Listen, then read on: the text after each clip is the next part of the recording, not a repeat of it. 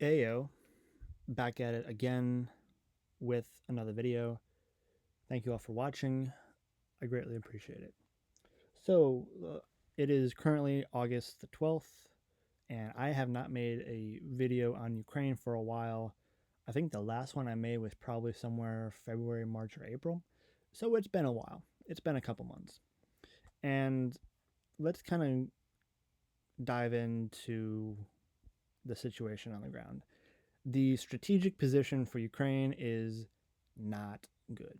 And the reason why I say it's not good is if you look at the city of Pokrovsk, it is more or less under encirclement. Obviously, the Russians are still trying to push northward and ultimately trying to push westward.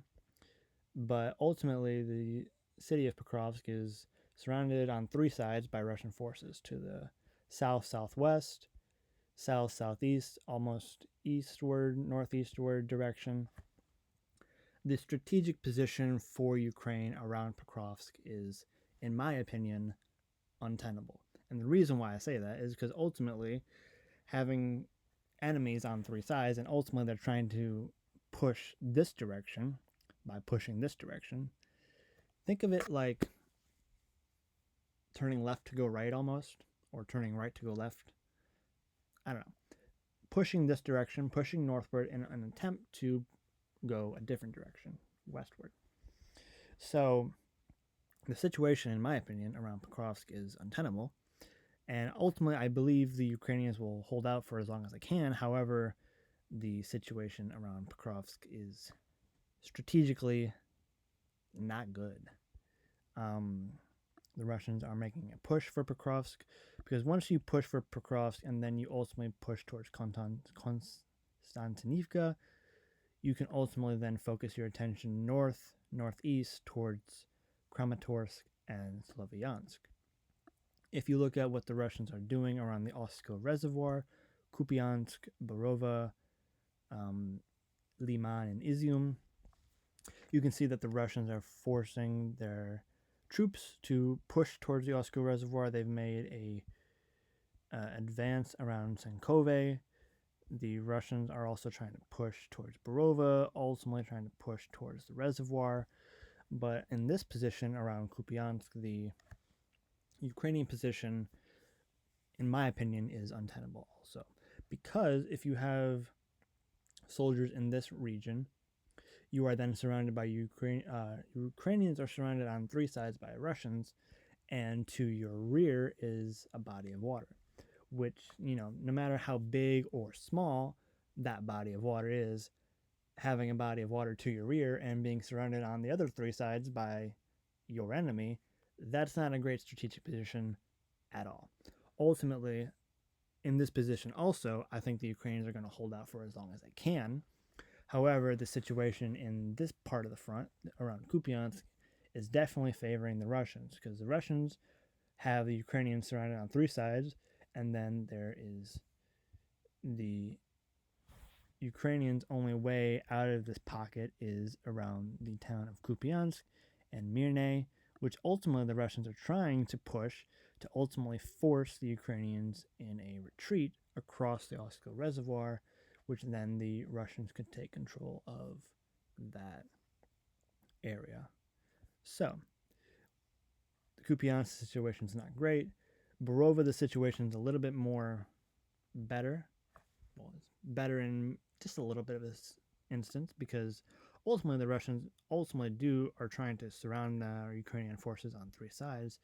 The Ukrainians have, this road to retreat across, but I do believe around Borova, the Ukrainians are probably going to hold out for as long as they can. So, in my opinion, I don't think the situation is great around Kupiansk or Borova because the Russians are trying to surround Ukrainian troops in those two gaps on three sides with the Oskil Reservoir to the Ukrainian rear. So once the Russians move on those two areas and the Russians finish up around Pokrovsk and Konstantinivka, then they could have a southern push from this northern area southward towards Slavyansk, and then the Russians can make a northern push from this southern area and push towards Kramatorsk, which could ultimately put Slavyansk and Kramatorsk in danger of encirclement or capture. So ultimately, it looks like the Russians are making a push to strategically encircle Pokrovsk, work towards Konstantinivka, ultimately push the Ukrainians back across the Osko Reservoir, the river, whatever.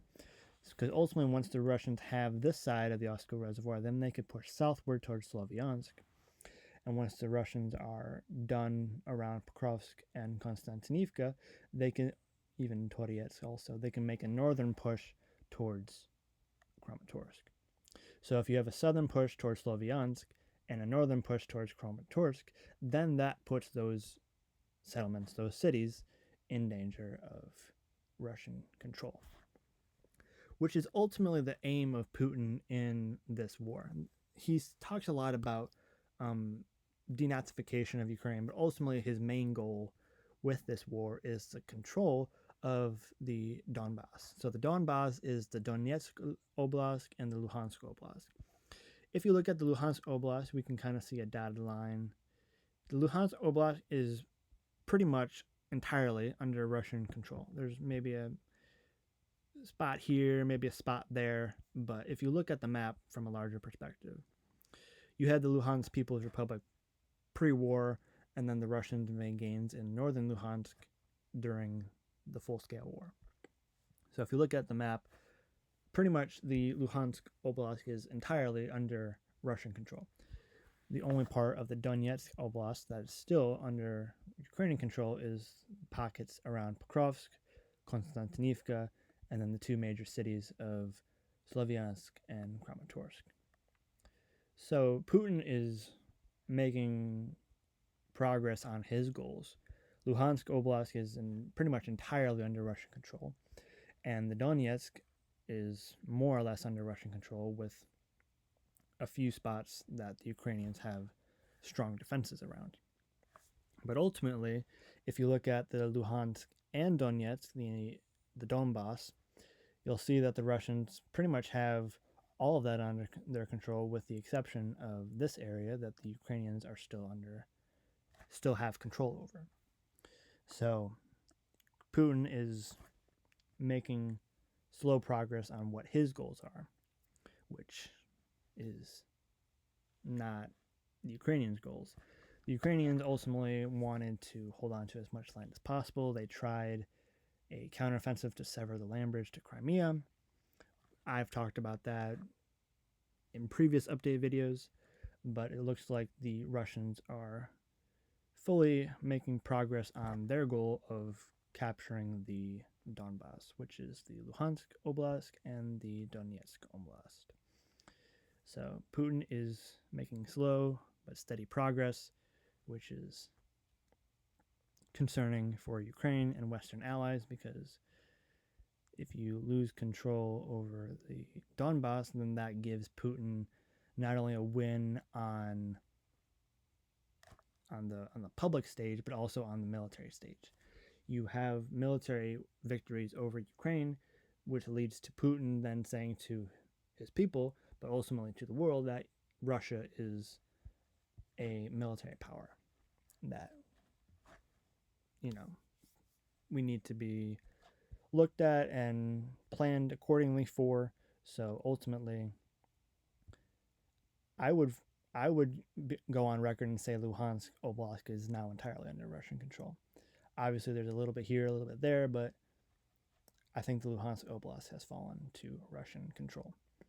And the Russians are making progress in Donetsk, which is not good for Ukraine, especially around Pokrovsk, especially around Konstantinivka, but most importantly, in my opinion, around the Osko Reservoir, which would ultimately put Slavyansk and Kramatorsk at risk. So the situation in Ukraine, for Ukraine, is not good. And as much as I would prefer Ukraine to win and have Ukraine have small victories and large victories as much as possible. It's unfortunate to say that the Russians are completely in control in Luhansk and almost entirely under control in Donetsk. So, not great news for Ukraine. Pretty decent news for Russia. And that's just looking at the map. So, unfortunately, it is what it is. I'm on the side of Ukraine. However, I am very well aware of the realities on the ground. So, with that, that's the end of the video. Thank you for watching, and I'll see you in the next video. Deuces.